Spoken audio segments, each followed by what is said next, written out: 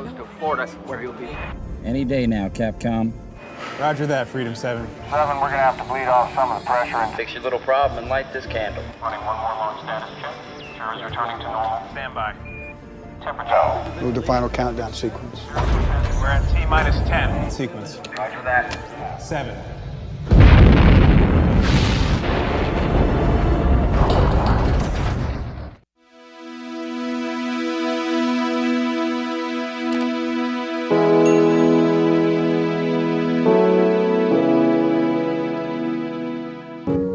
Bocah jenius ini bernama Catherine. Di usianya yang baru aja 10 tahun, dia udah bisa nyelesain soal matematika tersulit di SD tempatnya sekolah. Kepala sekolah lalu memanggil kedua orang tua Catherine dan memberitahu bahwa Catherine dapat beasiswa untuk langsung naik ke kelas 2 SMP.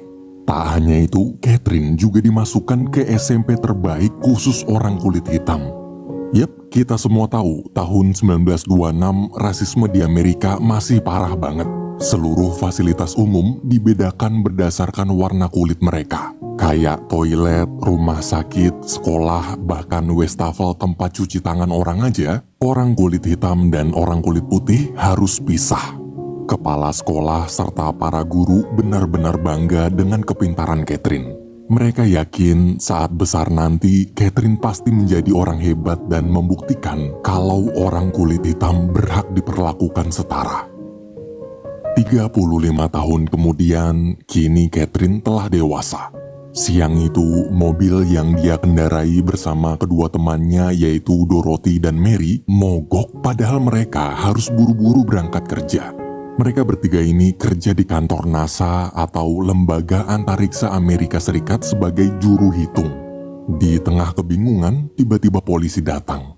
Pada masa itu, orang kulit hitam sangat dicurigai. Bahkan mereka dilarang berhenti di jalan raya sembarangan. Jika ada orang kulit hitam berhenti, mereka akan ditangkap. Mary lalu memberitahu bahwa mereka bertiga bekerja di NASA dan kalau sampai telat, maka roket Amerika bisa gagal terbang. Mendengar penjelasan tersebut, Pak Polisi pun bersedia menolong.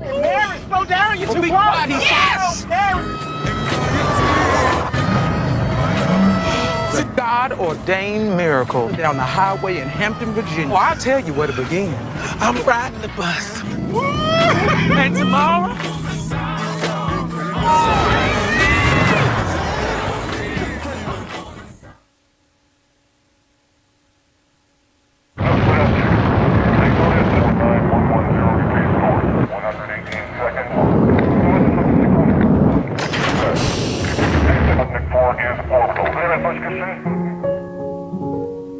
Sementara di kantor NASA, para staf pemerintahan terlihat sedang menonton berita tentang roket yang akan segera Rusia luncurkan. Berita itu pun membuat utusan presiden kesal. Ia lalu menuntut pimpinan NASA bernama Harrison agar secepat mungkin membuat roket untuk menyaingi Rusia. Sesampainya di kantor, Catherine, Mary, dan Dorothy pun langsung mulai kerja. Waktu sedang membagikan tugas, mendadak atasan mereka yang bernama Michelle datang kemudian menyuruh Catherine pindah ke divisi penelitian luar angkasa. Ketika Michelle pergi, Dorothy bergegas mengejarnya. Dorothy minta naik jabatan menjadi pengawas ruangan karena dia sudah bertahun-tahun kerja sebagai pengawas ruangan, tapi gajinya tetap aja dihitung seperti gaji staf biasa. Tak pernah naik sepeser pun. Namun, dengan sombong, Michelle justru menganggap Dorothy ngelunjak dan mengancam akan memecatnya jika tetap menuntut naik jabatan. Dorothy sangat kecewa. Di sisi lain, atasan Mary di divisi perakitan roket sedang kebingungan kenapa roket buatannya selalu gagal menahan panas atmosfer bumi. Mary lalu mencoba menjelaskan dengan teliti tentang sumber masalah pada roketnya. Mendengar analisa tersebut, sang atasan begitu kagum kemudian berkata kalau dia akan mempromosikan Mary menjadi teknisi perakit roket. Atasan tak peduli jenis kelamin atau warna kulit Mary.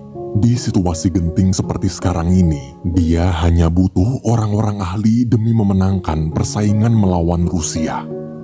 Sementara itu, waktu Catherine baru aja pindah ke divisi penelitian luar angkasa, dia malah dikira tukang bersih-bersih. Ketika bertemu Harrison, tanpa basa-basi, Harrison bertanya, apakah Catherine sanggup memecahkan rumus data koordinat peluncuran roket. Dengan percaya diri, Catherine menjawab bahwa dia pasti bisa memecahkannya cuma dalam hitungan beberapa jam aja. Melihat kepercayaan diri itu, Harrison lalu mengetes Catherine untuk memeriksa laporan salah satu staf juru hitung bernama Paul. Namun saat sedang bekerja, mendadak Catherine kebelet buang air kecil. Karena di gedung divisi ini tak ada toilet orang kulit hitam, Catherine terpaksa berlari ke gedung divisinya dulu yang jaraknya 800 meter. All the kids eating nothing, running what I'm like you was there when you wasn't, running from the and the judge's hands, call for you all. They want the moon on them running, oh but no more running, heaven will fly. Sometimes when I'm running, I'm just sick and tired of running, though we fly. Catherine lalu lanjut kerja lagi. Selama bekerja di divisi baru tersebut, semua orang selalu memandangnya dengan tatapan sinis. Sepulang kerja, Catherine masih harus mengurus ketiga putrinya. Semenjak suami dan sang ayah meninggal dunia, Catherine menjadi tulang punggung keluarga sendirian. Beruntung masih ada ibunya yang tiap hari membantu menjaga anak-anak di rumah. Minggu pagi, selesai ibadah, Dorothy dan Mary berusaha menjodohkan Catherine dengan seorang tentara bernama Jim. Padahal Catherine udah nolak, tapi dia malah ditinggal berduaan. Saat sedang jalan-jalan, Jim berkata dia tak menyangka NASA mau menerima karyawan wanita berkulit hitam. Kalimat barusan membuat Catherine tersinggung. Sambil menahan kesal, Catherine mengatakan alasan kenapa NASA mau menerimanya adalah karena dia murid kulit hitam pertama yang dapat beasiswa masuk ke universitas terbaik orang kulit putih di kota Virginia. Jadi Jim bisa bayangkan sepintar apa Catherine itu. Jim pun terdiam. Dalam hati dia berkata, "Loh kok ngegas?" Keesokan harinya di kantor, ketika ingin mengambil kopi, Catherine melihat teko kopi kecil bertuliskan khusus orang kulit hitam. Dalam hati, Catherine cuma bisa istighfar lalu kembali kerja. Tak lama kemudian, Paul datang memberikan berkas rumus. Waktu diperiksa, Catherine bingung kenapa ada banyak sekali coretan seakan Paul sengaja mau mengerjainya agar dia tak bisa menyelesaikan rumus itu. Tapi Catherine tak kehabisan akal, dia menggunakan cahaya lampu untuk membaca coretan tersebut. Ternyata data di berkas itu sama seperti data yang ada di papan tulis. Karena tak terlalu jelas, Catherine pun memilih mengerjakannya langsung di papan tulis. Saat Catherine pergi ke toilet, Harrison, Paul, serta seluruh tim peneliti bingung melihat hasil hitungan Catherine. Selama ini mereka telah bekerja keras demi menyelesaikan rumus tersebut, namun hanya dalam hitungan menit aja, Catherine berhasil menyelesaikannya seorang diri. Dalam ruangan Harrison, Catherine diinterogasi oleh beberapa karyawan. Paul bertanya bagaimana rumusnya bisa diselesaikan padahal banyak data yang sudah dia coret. Catherine lalu menjelaskan dengan detail cara dia mengerjakannya.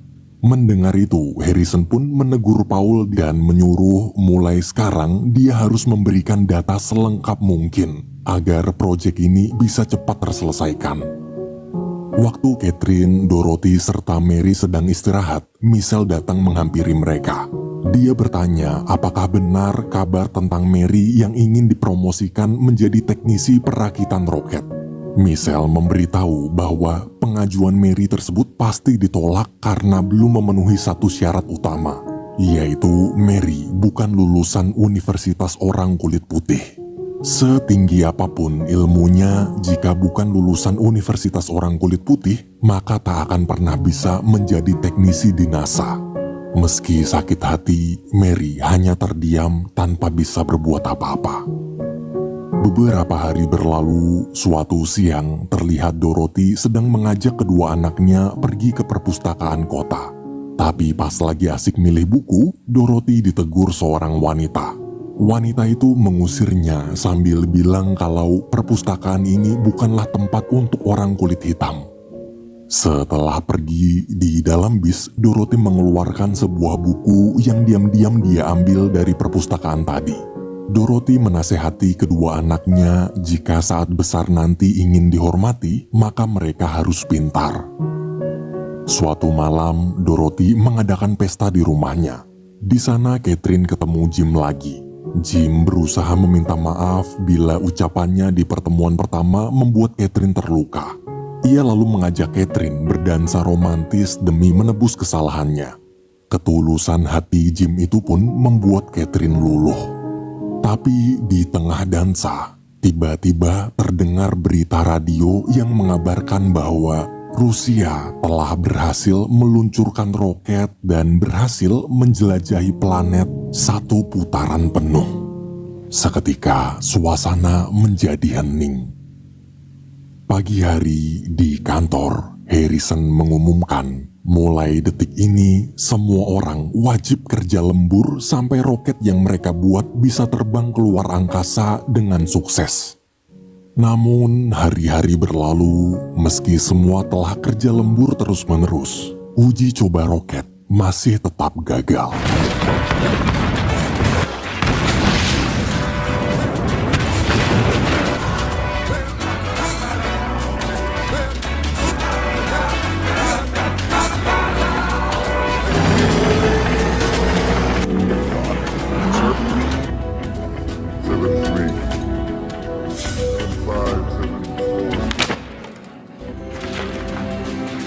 Suatu ketika NASA membeli mesin canggih untuk menghitung rumus titik koordinat secara otomatis. Tapi sayangnya tak ada satu orang pun di NASA yang bisa mengoperasikannya.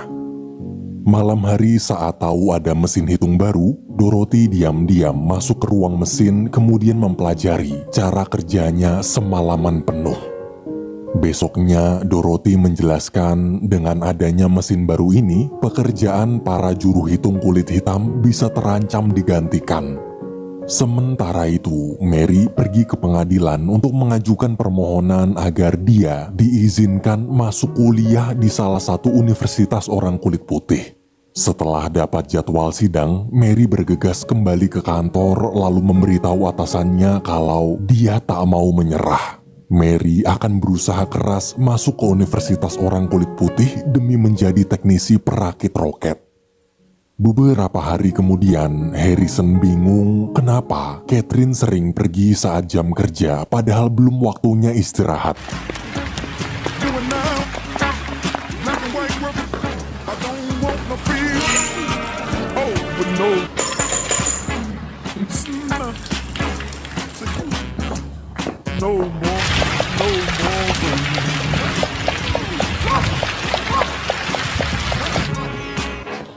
Melihat kondisi Catherine yang basah kuyup, Harrison sangat marah. Harrison bingung kenapa setiap hari Catherine sering meninggalkan pekerjaan bahkan sampai 40 menit lamanya. Dengan mata berkaca-kaca, Catherine meluapkan amarah yang selama ini dia pendam. Ya, 40 menit tiap hari dia habiskan hanya demi ke toilet. Orang kulit hitam dilarang naik sepeda, jadi setiap hari dia harus berlari ke gedung divisi lama sejauh 800 meter menggunakan sepatu hak tinggi. Karena di gedung ini tak ada toilet untuk orang kulit hitam. Harrison juga pasti tak pernah tahu kalau di sini ada teko kopi khusus orang kulit hitam. Sepintar atau sebaik apapun hasil kerja Catherine, orang-orang akan tetap jijik pada kulit hitamnya. Mendengar curahan hati itu, seluruh orang dalam ruangan terdiam sunyi. Setelah puas meluapkan isi hatinya, Catherine pun minta izin buat ngencing lagi. Keesokan harinya terdengar suara keributan di gedung NASA.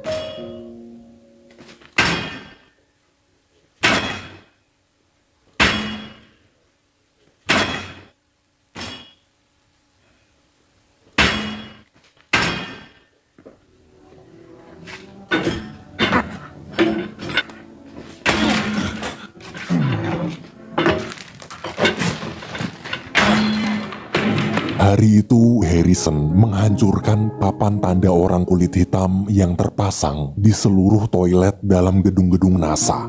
Sebelum pergi, Harrison mengatakan bahwa di NASA, warna air kencing kita semua sama. Kini sudah tak ada lagi toilet orang kulit putih atau hitam. Bulan demi bulan berlalu, masa uji coba pun berakhir. Dan pada 5 Mei 1961, tibalah waktunya peluncuran roket pertama Amerika Serikat secara resmi. Any day now, Capcom. Roger that, Freedom 7. We're gonna have to bleed off some of the pressure and Fix your little problem and light this candle. running one more launch status check. Ensure is returning to normal. Stand by. Temperature. Move the final countdown sequence. We're at T-minus 10. Sequence. Roger that. 7. Get up there. Lift off and the clock is starting. 34 minutes after the hour. Get on up there.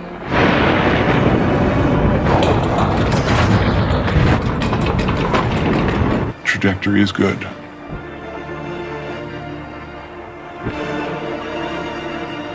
Y'all is okay. End of the planets beyond. Now look into space. And we have now. Roket sukses terbang keluar angkasa. Warga Amerika pun merayakan keberhasilan tersebut. Para jajaran pencipta roket NASA lalu mendapat penghargaan dari Presiden John F. Kennedy. Tak puas sampai di situ, dalam pidatonya Presiden Kennedy berkata kalau Amerika masih akan terus menjelajahi luar angkasa demi memenangkan persaingan melawan Rusia. Hari demi hari berlalu, hubungan Catherine dan Jim jadi semakin dekat. Thinking you can use some soup. Okay, ladies, let's take breaks.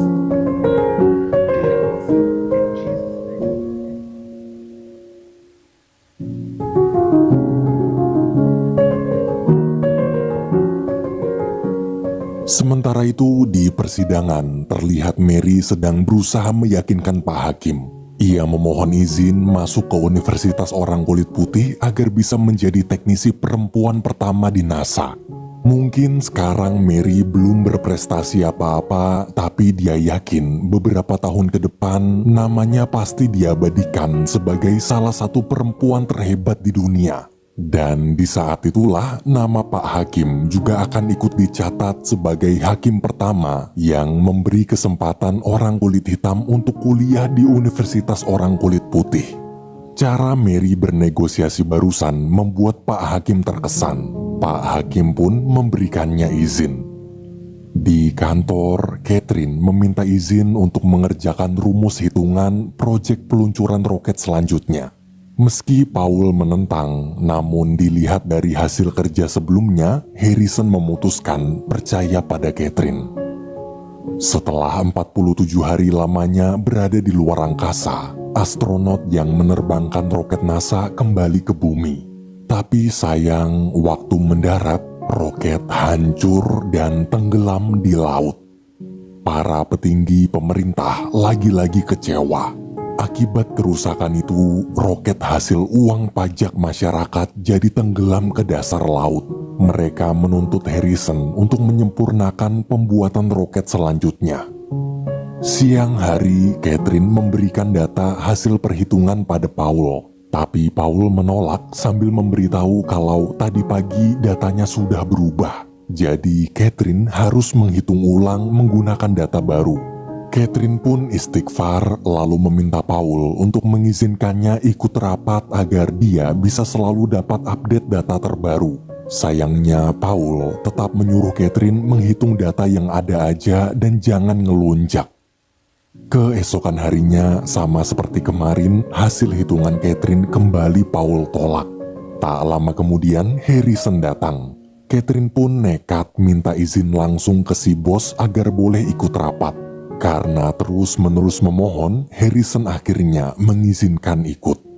Dalam ruang rapat, astronot serta para petinggi pemerintah telah berkumpul. Harrison melaporkan bahwa sekarang ini tim peneliti masih dalam tahap penghitungan titik koordinat peluncuran dan pendaratan roket.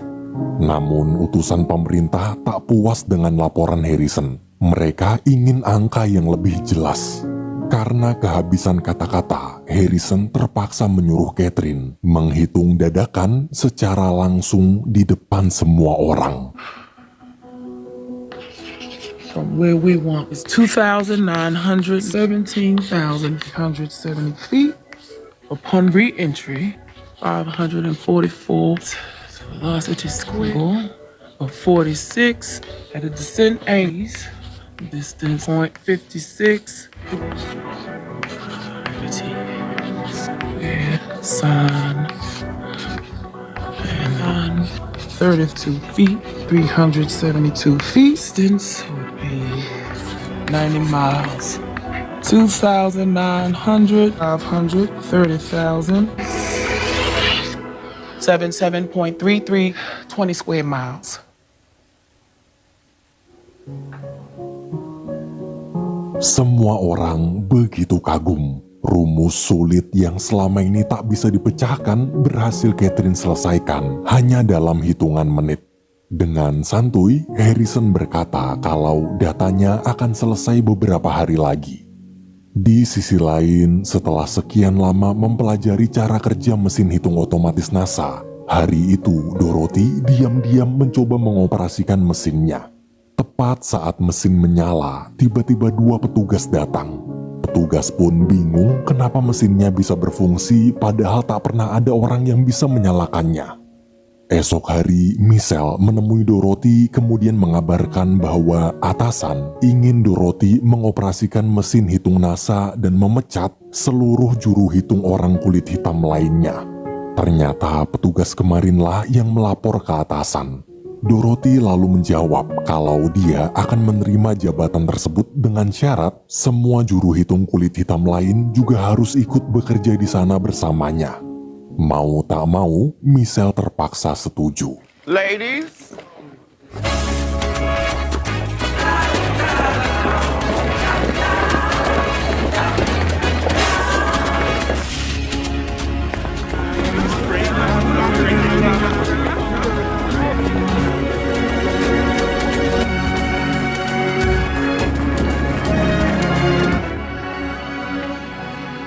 Malamnya di hari pertama Mary masuk kuliah, dosen kebingungan kenapa ada wanita berkulit hitam. Mary menjelaskan bahwa dia secara sah terdaftar di kampus ini. Karena memiliki surat izin, semua orang di kelas tak bisa berbuat apa-apa. Meski sendirian di antara para pria kulit putih, Mary tetap semangat belajar. Ketika Catherine pulang kerja, dia terkejut melihat orang-orang di rumah berpakaian rapih. Mereka juga menyiapkan makan malam spesial khusus untuk Catherine. Tak lama kemudian, Jim datang.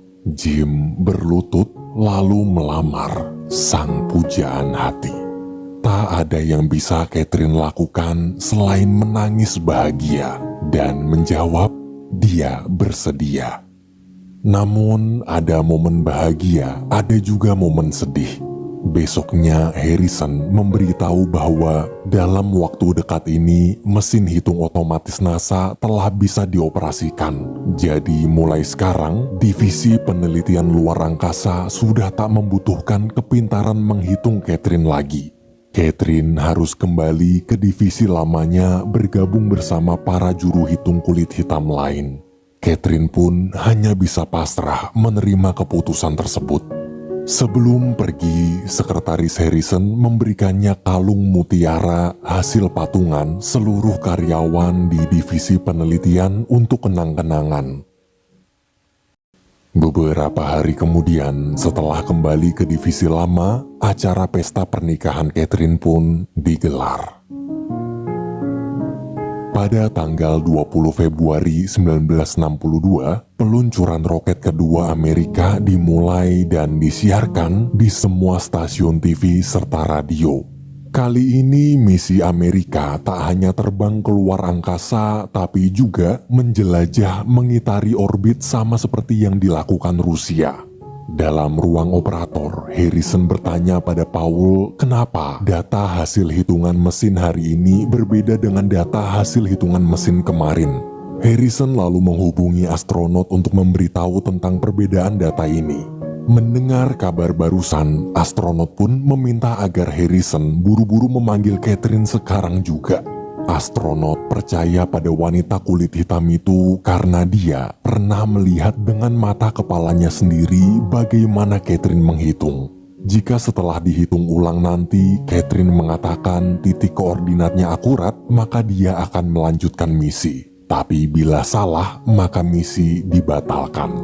Harrison kemudian menyuruh salah satu anak buahnya bergegas mencari Catherine. Sambil berlari menuju gedung divisi juru hitung, mantan rekan kerja Catherine itu akhirnya merasakan bagaimana lelahnya berlari 800 meter seperti yang dulu Catherine rasakan setiap hari, hanya demi ke toilet. Di waktu bersamaan, astronot juga sedang dalam perjalanan menuju roket. Ketika sampai, anak buah Harrison langsung menyerahkan data koordinat lalu memohon agar Catherine menghitung semuanya secepat mungkin berpacu dengan waktu. Historic day for America. Plans launch. A truly through many failed unmanned and we await Colonel John mechanical or system which were cancelled for various attempts. All the final tests and checks are Rocket tests, and 10, it's a go day in all regards. And the weather here at Cape Canaveral, the rocket itself is A-OK. Coordinates, including the launch and recovery. NASA is conducting a final check of being told that the mission control will do a safe and successful launch, so crucial no-go calculations. Colonel Glenn is months of delay after years of waiting for with so much anticipation. Finally ready for that space flight that we say without reservation on NASA's behalf, but let us could indicate, and to this paramount to the mission of John Glenn, the safety of her nation itself. Yes, sir. No, sir, we're still a go. That's it. Selesai menghitung, Catherine segera berlari ke ruang operator.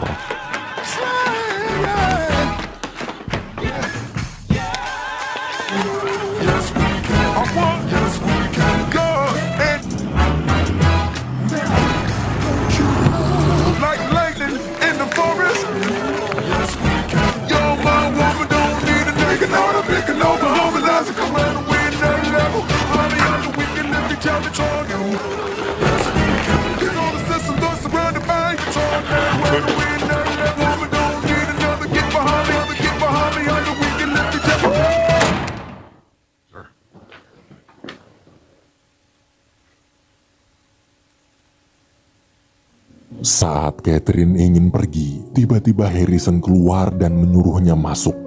Untuk pertama kali dalam hidupnya, Catherine bisa merasakan sendiri bagaimana rasanya situasi dalam ruang operator NASA. Harrison lalu melapor pada astronot bahwa hasil hitungan titik koordinat sesuai dan astronot bisa melanjutkan misi. Godspeed, Langley. As Colonel John Glenn, his countdown has resumed. Here at Cape Canaveral, high above the Atlas rocket entry is now moving back of over 93 feet. The Mercury spacecraft umbilical is... We are go for launch. Mercury 6, 1, 0. Liftoff. The basic vehicle has lifted off. Puppy along here. Roger that. Go for Seco. Trajectory is still A-OK. 20 seconds to Seco. All systems are reported go. Roger that, Capcom. John Glenn reports everything looks... 0G and I feel fine. Roger that. Roket pun berhasil meluncur keluar angkasa. Di gedung juru hitung kulit hitam, ketika ingin pulang, Michelle datang memberikan surat resmi pengangkatan jabatan pada Dorothy sebagai kepala divisi mesin hitung. Karena kini jabatan mereka berdua setara dan Dorothy bukan lagi bawahan Michelle, sebagai tanda penghormatan, Michelle lalu memanggil Dorothy menggunakan nama depannya, yaitu Mrs. Vaughan. Berjam-jam berlalu, misi menjelajahi orbit telah berhasil. Lampu peringatan pun menyala menandakan kalau roket harus segera turun. Kondisi tersebut juga diberitakan TV dan radio. Tapi baru aja mau turun, mendadak lapisan penahan panas atmosfer bumi mengalami masalah. Back it up with manual. Over. Need to maintain a zero angle. Over. Using fly-by-wire for re-entry. Roger. I'm on fly-by-wire. Crossing the communication blackout zone. Roger. Keep talking to him. Capcom, you're going out. The recovery area.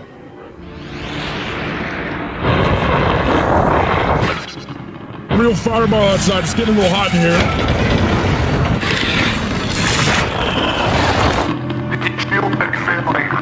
Just let go.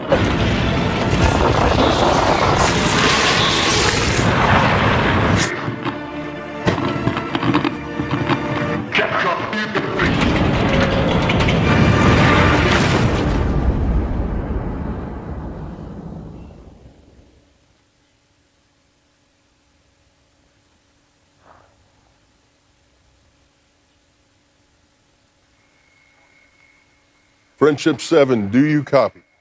Again. Friendship 7, do you copy? Over.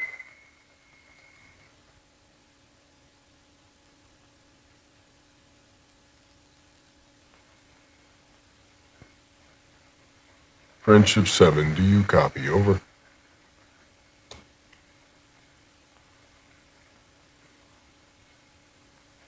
Loud and clear, Capcom. My condition is good. Roger. Approaching minus 156.984.11. Landing coordinates are spot on, 7. Beautiful shoot. Over. Astronot berhasil mendarat ke bumi dengan selamat. Roket tetap utuh, tak ada kerusakan yang terlalu parah. Dan pendaratannya tepat sesuai titik koordinat hasil hitungan Catherine. Mendengar berita bahagia itu, seluruh warga Amerika bersorak gembira. Ketika yang lain sedang merayakan keberhasilan mereka, Harrison menghampiri Catherine lalu mengatakan, "Kerja bagus." Sebelum pergi, sambil bercanda, Harrison bertanya, apakah kita bisa terbang ke bulan?